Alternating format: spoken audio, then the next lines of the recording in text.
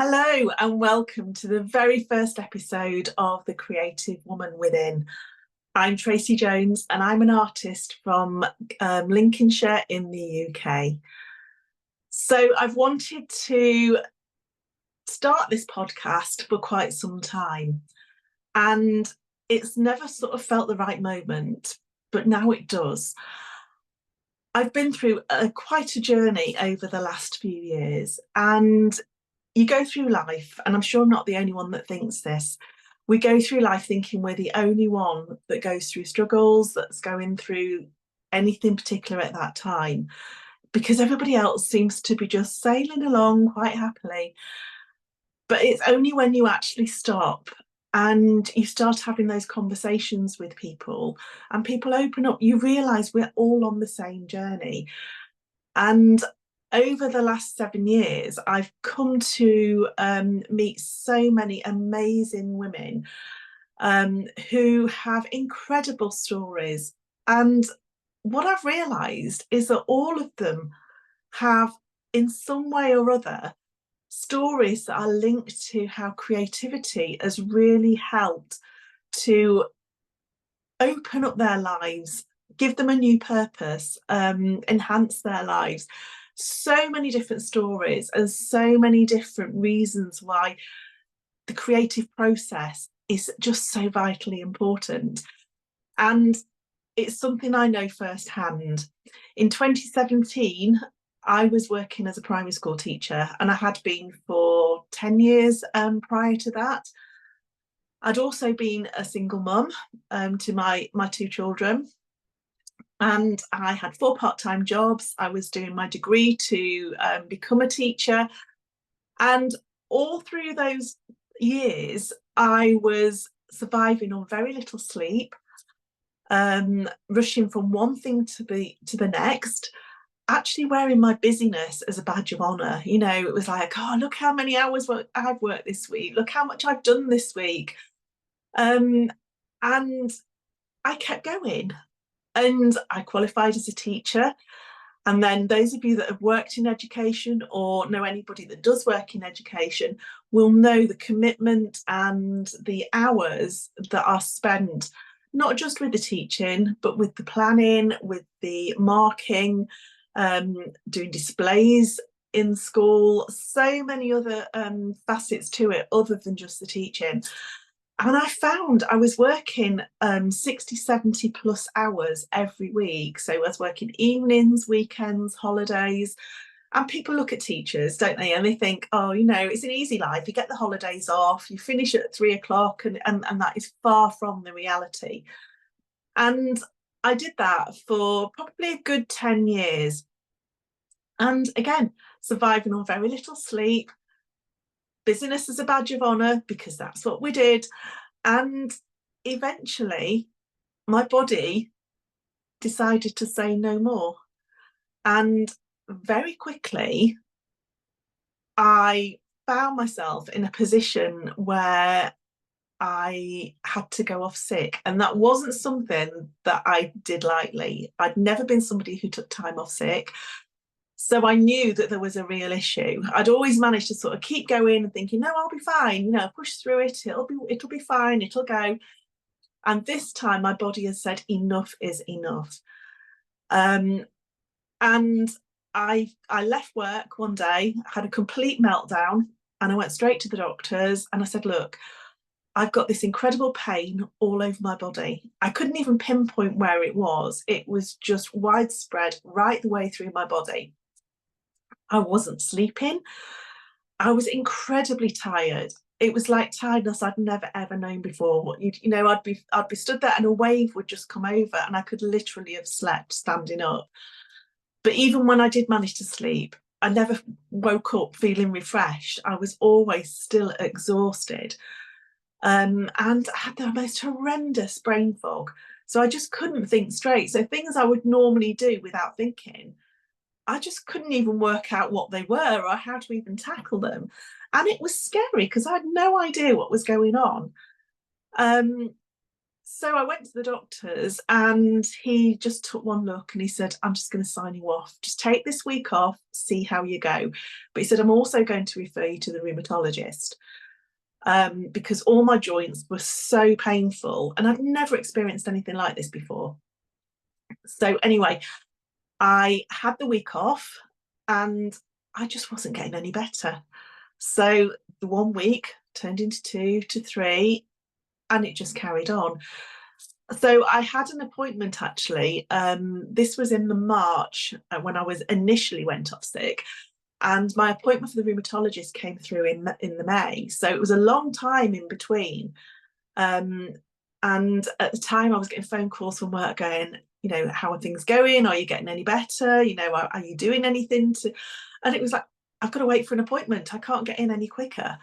And so in the meantime, I thought, you know what, I'm going to go and have some reflexology because I'd had it many years before and it had always helped. And I went and I was actually in so much pain. I could barely manage my feet being touched. I knew there was just something not right. So I was then referred to an osteopath.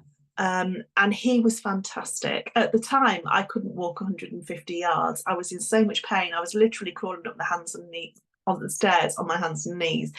And this is somebody, I used to run. I used to do 10Ks. I did a half marathon. I did a triathlon. I loved being out running. I could barely walk. So it was devastating, particularly not knowing what had caused it. So I went to see the osteopath and he just took one look at me and he said, this is not going to be a quick fix. Nothing was in place. Nothing was where it should be.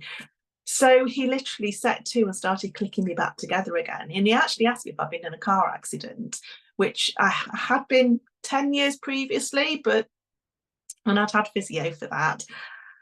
But my body was in such a mess. And when I look back now and I think about it, I used to, instead of doing 4 journeys with lots of bags, I would just carry everything in one go. When I had my children, when I worked with small children, you pick them up, you carry them on your hips, so you're standing at awkward angles. So all of that time, my body was like just becoming out of alignment. And it had taken its toll and I hadn't realised. So he actually managed to get me walking again, which was just amazing. But I was still in so much pain and still feeling really, really tired. So the May came and I went to my my rheumatology appointment. And I was literally in there no longer than 10 minutes. And he literally prodded points on my back, handed me a leaflet and said, this is what you've got. You've got fibromyalgia. There's no cure for it. You're going to have to learn to live with it. I can give you some medication. Off you go. And that was it. I was 46 years old at the time. And I honestly felt as though I'd just been written off. And I kind of said to him, I was like, I don't want medication. I don't want a sticking plaster approach. This has happened for a reason. And I need to find out what that reason is. I need to strip it all back, find out what that reason is, and then I can reverse it. And he was like, no, there is no cure. You're just going to have to learn to live with it. Take the medication. It will help you sleep. It will help your joint pain. So there was 3 lots of medication he wanted to put me on. Now, don't get me wrong. I know medication has its place, but for me, it wasn't the right path to go down. I just knew it wasn't the right answer. I wanted to know what had caused it, not just mask the symptoms. I wanted to get to the bottom of them so I could actually start to heal my body. So I came away, and one thing I promised myself every day, regardless of how I felt, was that I would get up, I would shower, I would get dressed, and I would go downstairs. Because I had joined the fibromyalgia support groups in the very very early stages of feeling poorly. As somebody had said, this could be what it might, could be what it is. So I joined the groups and I literally lasted a week because there was so much negative energy in there. There was a lot of competition about who'd been in bed the longest, who'd had the most medication. And it wasn't the place I wanted to be. I wanted something that was positive, that was going to give me some hope. So I left. And I just wanted somebody to say to me, there is a way through this. You will come out the other side and you will regain your health. But at the time, there was just nothing.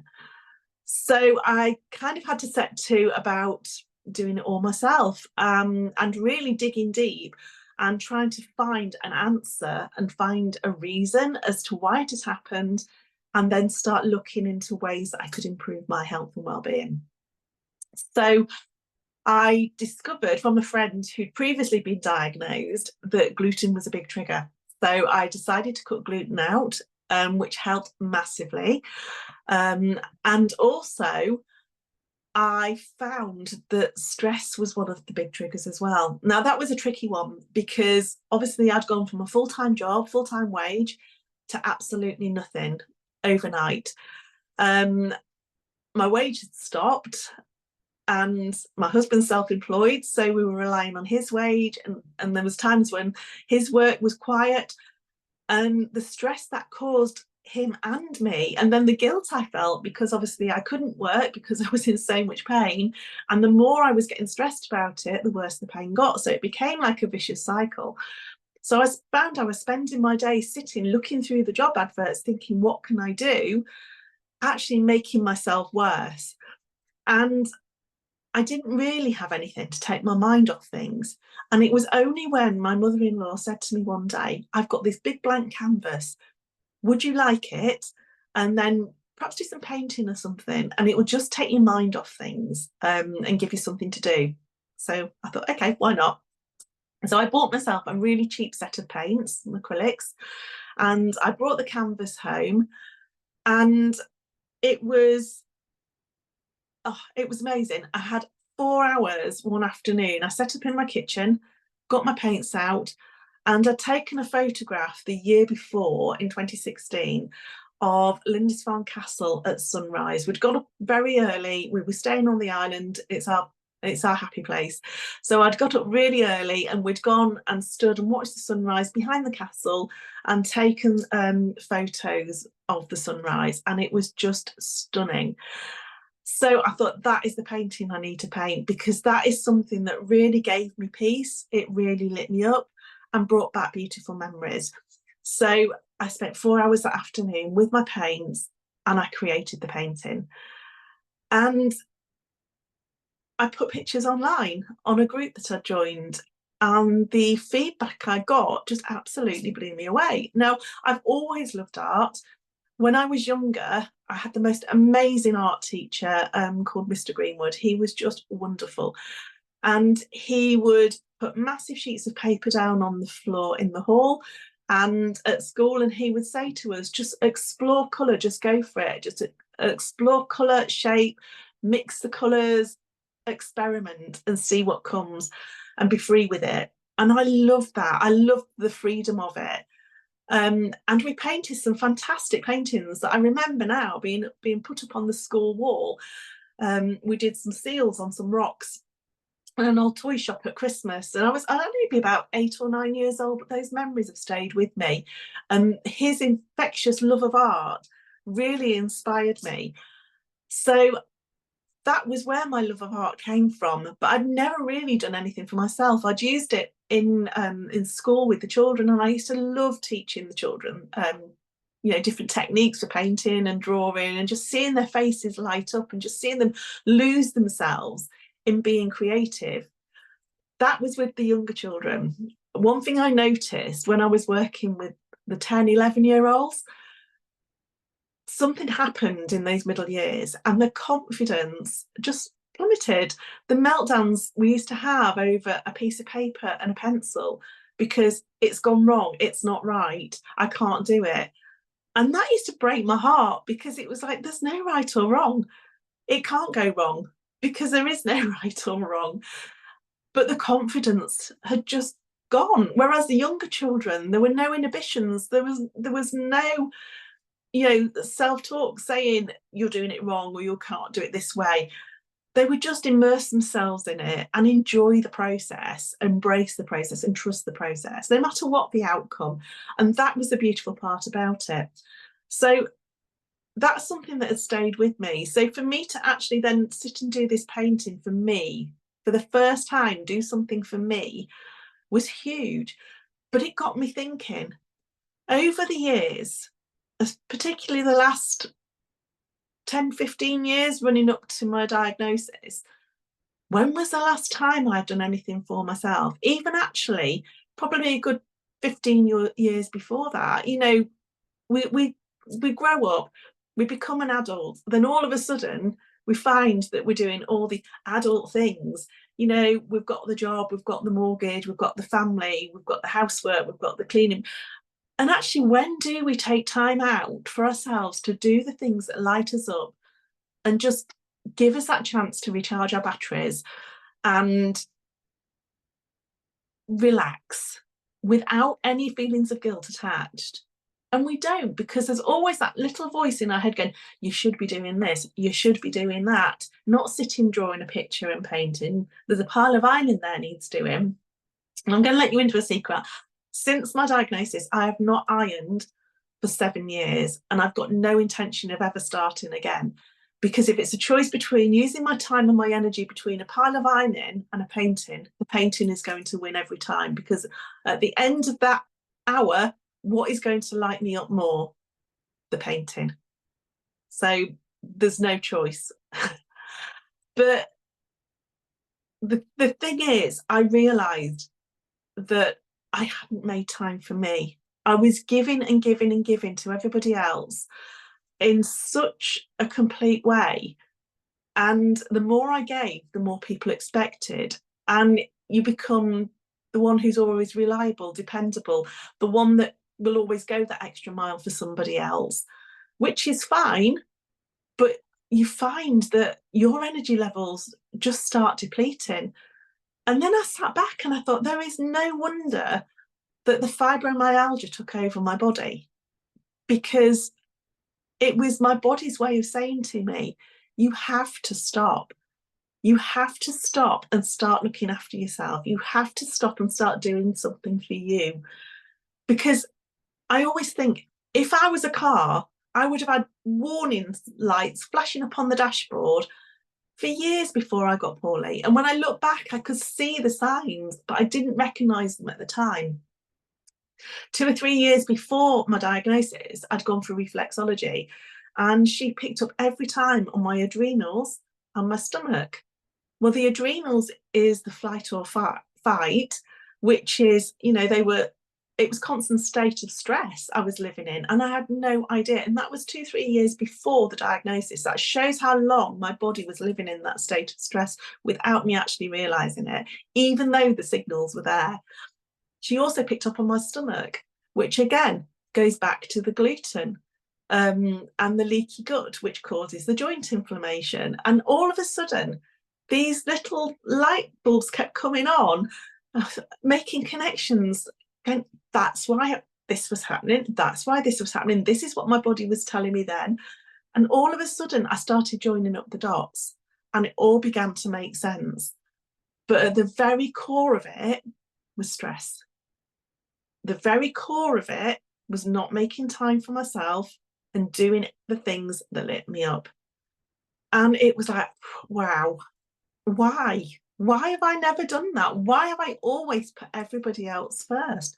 But I think particularly as a woman, we do that. We've got, you know, it's that nurturing sense, isn't it? We always want to make sure everybody else around us has got everything they need. They're all feeling well. They're all doing okay. And then we feel settled. Well, that's particularly how I was. But actually, I never felt settled, because I was giving and giving and giving, and my own health was suffering because of it. So it's been a huge wake-up call for me.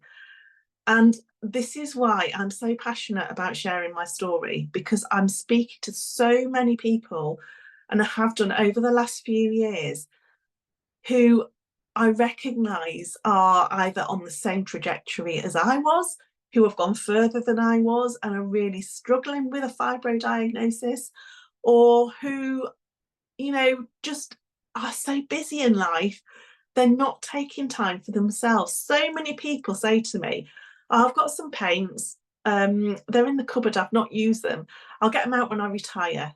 Why wait? You know, it's so sad. I'm hearing of so many people at the moment who are not even reaching retirement age, you know, and for health reasons, they're not able to enjoy their retirement. So life's for living, and every day is precious and every day is special. So don't put off those things, you know, that are going to light you up. Do it now. One thing that really stood out for me at the very beginning was seeing a timeline which showed 0 to 18 was our education, 18 to 60, 66, however old it was our work life. And then whatever you're lucky enough to have at the end of that is the bit we're supposed to enjoy with retirement. And I just sat back and I looked, and the way my body was feeling at that time, I thought, do you know what? If I carry on as I'm going, I'm not even going to make it to retirement. And that really shook me massively. And I thought, something's got to give. I've really got to start changing the way I'm living, changing my outlook on life, and start looking after my body. So since creating that very first painting, and while I was doing that, I realized that for those 4 hours, I wasn't in pain. For the first time in months, I wasn't in pain. Why? Because I couldn't think about the pain. I couldn't think about anything else other than being immersed in that painting. For those 4 hours, it transported me somewhere completely different. And I was lost in that painting. And it was just such a beautiful feeling. And it made me realize that's what I needed to do more of. So I got my pencils out, coloured pencils, which I'd never really used before. And I just started playing, sort of sketching, drawing animals, just lots of different things to start with. And people then started saying to me, can you draw a picture of my dog? Can you do this for me? And it was like, yeah, I'll have a go. Why not? And I've always been somebody, if I've not done something before, I've not let it faze me. I thought, do you know what? I can't do it right now, but I can learn. So let's have a go. Let's see what'll happen. And it's really helped me in life massively. So I started doing some pet portraits and eventually thought, do you know what? This is lighting me up. And actually, it's something that I could do that worked around the condition. Because if I was really tired, I could have an hour drawing and then I could rest. I could come back, I could have another hour and then I could rest. I wasn't all the time worrying that if I had a full-time job, I'd be letting somebody down by not turning up because I don't feel well. That took that away, which again reduced my stress levels. So it meant that I was working on my terms, but doing something that lights me up and doing it in the time that worked for me in a manageable way. So my husband had previously, the very first year that I was had finished work, everybody had said to me, what are you going to do? What are you going to do if you finish? Because it's mad when you think about it, because I was really, really poorly. I was on my knees, yet people were still saying to me, what are you going to do? Well, actually, I'm going to get better.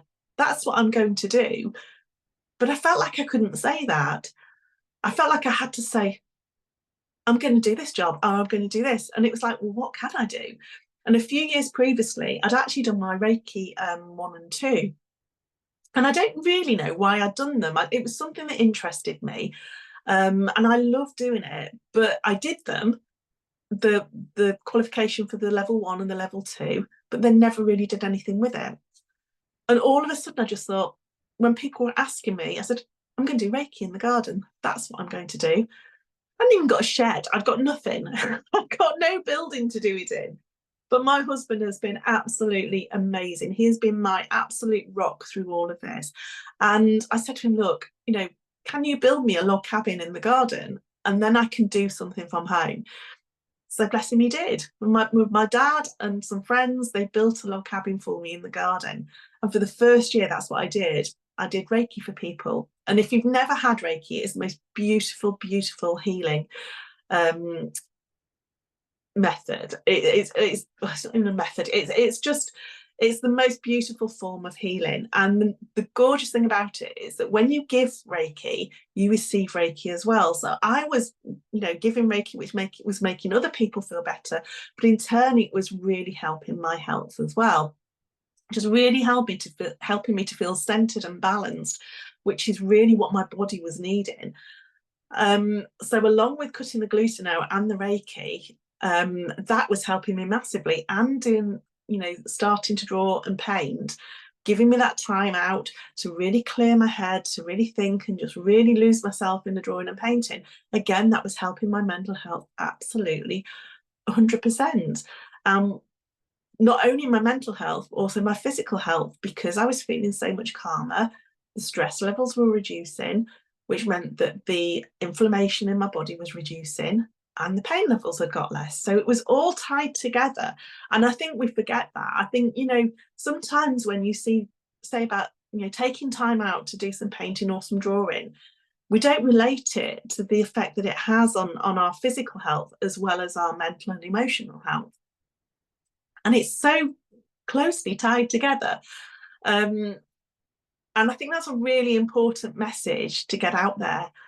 Sitting and being creative is never, ever a waste of time. It's probably the most precious time in your day that you can spend. And I always say to people, if people say to me, I haven't got time, that's the time when you need it the most. So I know there's a saying, isn't there? If you haven't got time to meditate for half an hour, you need to meditate for an hour. And that is so, so true. And it's the same with making time to do something that lights you up, whatever it might be. It doesn't have to be art. It can be, I talk to people who do knitting, sewing, woodwork, so many different creative things, or even just going for a walk, but just something that's going to give you that time to pause, to breathe, and just take time out for you. So that's really how my journey into art started and being creative. And it's kind of evolved over the last 7 years. And I'm just loving the journey, absolutely loving the journey. So to start with, I did a lot of commissions, I did a lot of art fairs, standing and selling my art and talking to people. And I love meeting people. I love talking to people and sharing my story, because the amount of people that have said, I know somebody with fibro, I've got fibro. And that is actually one thing that I never, ever said. I never said I have got it. I always said I was diagnosed with it, because what I didn't want is to give my body permission to hold it. So words are very, very powerful. So by saying I was diagnosed with it, it doesn't define me. By saying I've got it, it does. So I'm very careful about the language that I use around the fibro. So 99% of the time now, I forget it's even there, because I've got to such a point in my life where I've learned where to balance, to find balance, to find peace, to recognize the stress levels. I've really sorted my diet out, which was huge. So again, I've cut out the gluten, I've cut out dairy, and I've not eaten meat for about 2.5 years now. And I feel the best I've felt in such a long time. And when I look back to think at 46 years old, I was written off, and the route I could have gone down to where I am now, they're poles apart. And people look at me, and I think sometimes they don't believe that I was in such a state. And the crazy thing is, at the time, I didn't want to take photos of myself at the time, because I put a lot of weight on, because obviously I wasn't doing much. And I didn't, I didn't feel well. But the thing is, with fibro, you look well. There's no outward signs that anything is actually wrong. People cannot see it. It's an invisible illness. And there used to be pictures that come up on Facebook of a person with fibro. But if you could see it, the whole body would be covered in bruises and burning, and that is exactly how it felt. But because people can't see it, it was very difficult for other people to understand.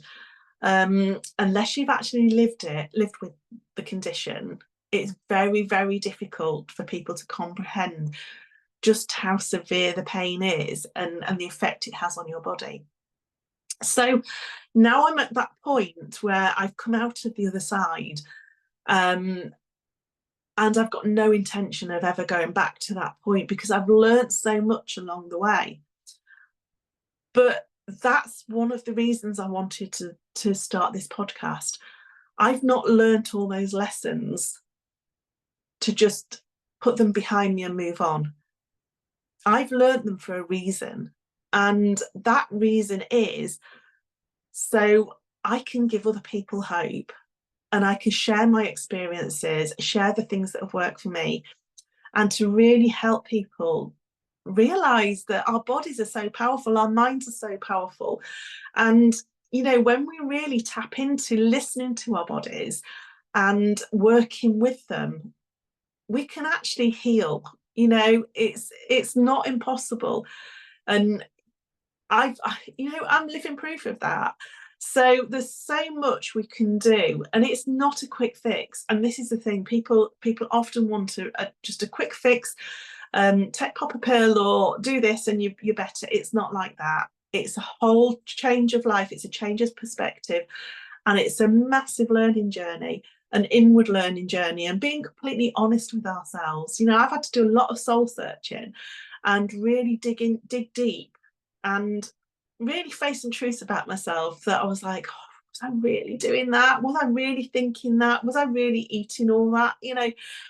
And it's been huge, but it's been one of the best journeys I've ever been on. And I always say I'm so grateful that the fibromyalgia happened, because if it hadn't have done, I wouldn't be at the point I am now. I wouldn't be the person I am now, and I wouldn't be where I am now. And I also wouldn't be able to share the experiences and the knowledge that I've gained through my own recovery. So that's why my art has evolved so much. And I've started to teach in-person workshops, because for me it's giving people that safe space to come and explore their creativity and experiment and just take time out for themselves. And what I'm finding, so many people are coming to me later on in life who haven't picked a paintbrush or a pencil up for the last 20, 30, 40 plus years in some cases, because one person in their younger life has said to them, "You're no good at art, you can't do it, don't bother doing art anymore because you'll never be an artist, you can't draw, you can't do this." And it absolutely breaks my heart, because everybody is an artist. There is an artist in everybody, and I firmly believe that. And it's only because you don't know the techniques that you think you can't do it. It's like learning anything. If you're told you can't do something, you'll either go one of two ways. You either A, believe it and you don't do it, or a bit like me, it's a red rag to a bull, and you just think, do you know what? I'm going to show you I can do it. I'm going to do it anyway. So stand by and watch. But so many people are put off. And it breaks my heart that they've had all of these years where they've just missed out on all of the relaxing time they could have been spending being creative. So for me, it's seeing people come to my workshops where it's opened up a whole new world to them, where they'll leave with a painting in a couple of hours, or a drawing that they've done that they're so proud of. And they're going, I didn't think I could do that. You can. You absolutely can. And to open up that whole new world for them, and then get messages with pictures they've done after the workshops and saying, I've been and bought some paints, I've bought some pencils, I want to do more, and coming back for more and more workshops and working with me. I just absolutely love that. It makes my heart sing, and it just thinks, yes, come on, this is what we need. We need more of this. And not only that, when I hear people say to me that, perhaps they've been struggling with their mental health, or there's been issues, or they've had physical problems, and in nearly every workshop I do, I always overhear somebody saying, oh, this is so mindful. This is just such a lovely way to switch off and forget about everything else. I've not felt this relaxed in such a long time. That is what it's about. That's the key for me. And, it's not always about the outcome. It's enjoying the process. It's trusting the process. And it's knowing that you have to work through stages. And some of the stages aren't pretty. It's a bit like life. Some of the stages are tricky. Some of them are messy. But we work through them till we get to the to the beautiful stages, the pretty stages in life, the pretty stages in a painting. So it all relates so much together. And this is what I want to share. And I've also, at the moment, I'm running a beautiful space, which is an art journaling membership. Now, art journaling was something that I came to probably like a year and a half ago. I wanted something that would hold memories and a book, really. I'd got so many notes written all over the place and thoughts and things about my recovery, but they're scattered. They were in notebooks, couldn't remember where I'd put them. So nothing felt together and everything just felt a little bit scattered. So we went away on holiday to the Isle of Mull. Absolutely stunning place. It was just beautiful. So I wanted to create something that I could then share with people as a way of like putting memories together and just recording everything in one place. So like when I was growing up, we used to take the photographs, you'll remember this, used to take the photographs, send the film off in an envelope, 2 weeks later it would come back, often with stickers on saying they're all blurry, but you would have photos you would put in a physical photograph album. We don't have that anymore. Everything's on our devices. You take a picture, you forget it's even there, and you probably never look at it again unless it comes up on a memory. And all of those things tend to get just pushed to the side. But it's not just the pictures that get pushed to the side, it's the feelings, the emotions, and the memories that go with them that for me were just getting lost as well. And I wanted something to bring all of that back. So I decided to create a journal based on my 2 weeks in Mull. Now, I lost my granddad 28 years ago, but it was really strange. Everywhere I went on Mull, and as far as I know, he'd never ever been there. Everywhere I went, there was something that reminded me of my granddad from when I was a little girl. And it was almost like he was saying to me, this is the right path. You're on the right path and I'm here and I'm supporting you, because I was very, very close to my granddad. And I did lots of creative things with him when I was younger. So I used to go into his workshop and he taught me how to do woodwork. And we made bird boxes. We used to make plaster gnomes and paint them. He taught me how to make paper flowers. He taught me how to play the penny whistle. You know, I'd only be about 5, 6, 7. I was very, very young. But those hours I used to spend with him were so precious, and I learnt so much from him. He was just so patient, and just spent that time letting me explore all of these things and make a mess and have fun. And it was just a wonderful time. So everywhere that I went on Mull, there was something that made me think of him. So when I came back and put my journal together, it was so much more than I ever thought it could be.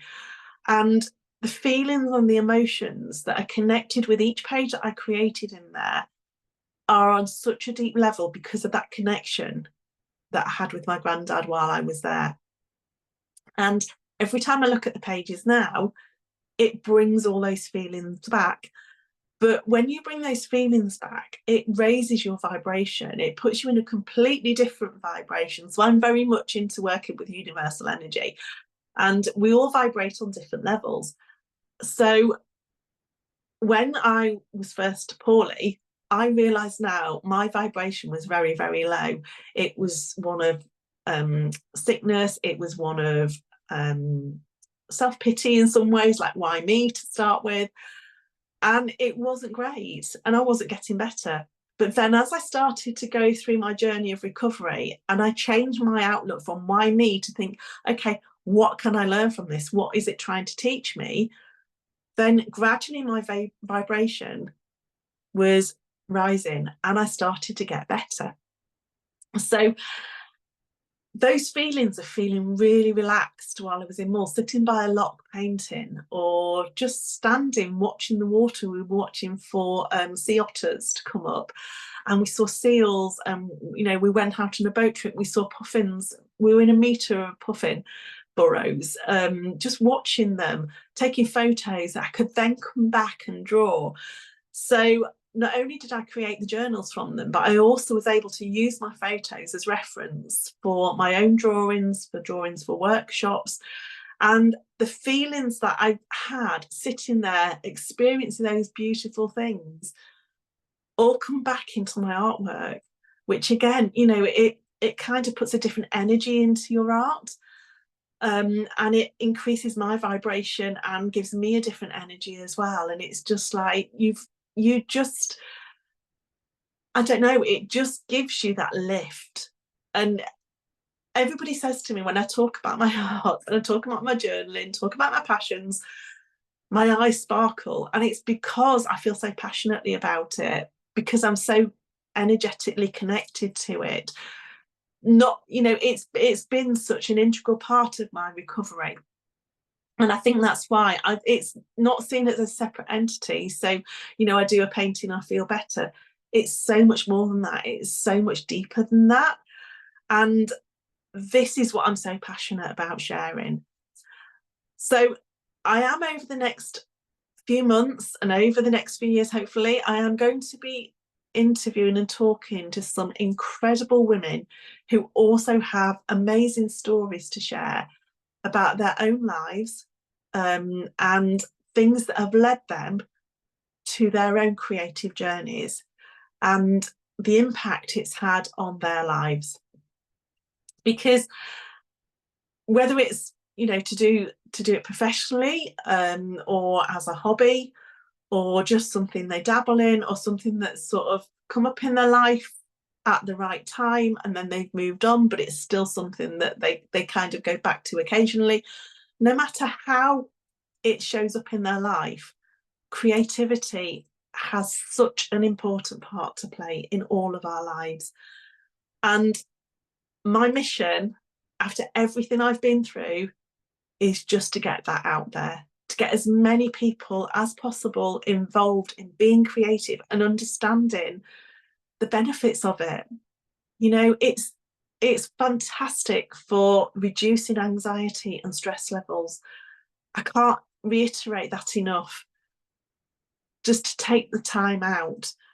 And if you can, just to have your own space where you can leave things set up, so you can just go and you can pick a pencil up or you can pick a paintbrush up and just have that time, make that time for you, because it is so, so important. So I'm going to leave it there for today. And I really hope you will share this podcast with people that you know it'll resonate with, because I know that there are people out there that will so relate to some part of this story, my story, on some level, whether it's the fibro, whether it's the creativity. But I just want to share that there is another side to a fibro diagnosis. Please don't ever give up hope, because you have got the power inside you to come through it. And I'm living proof of that. So I will share some links. I have got a group which is called Fibromyalgia Recovery for Women on Facebook. So, I'm in there to support and just share my story. So my own experiences of what works for me. Not everything will work for everybody, but if there's anything in there that can help, then, it's what I want to share and what I need to share with the world. I will also share my journaling groups, my art journaling groups, if that's something you're interested in. It'd be lovely to have you come along and just see what it's about. And it's a safe space to explore different techniques and different media. So if you're not artistic, if you've never done anything before, want to get started, it's a beautiful place to start, because it's a really good place to play.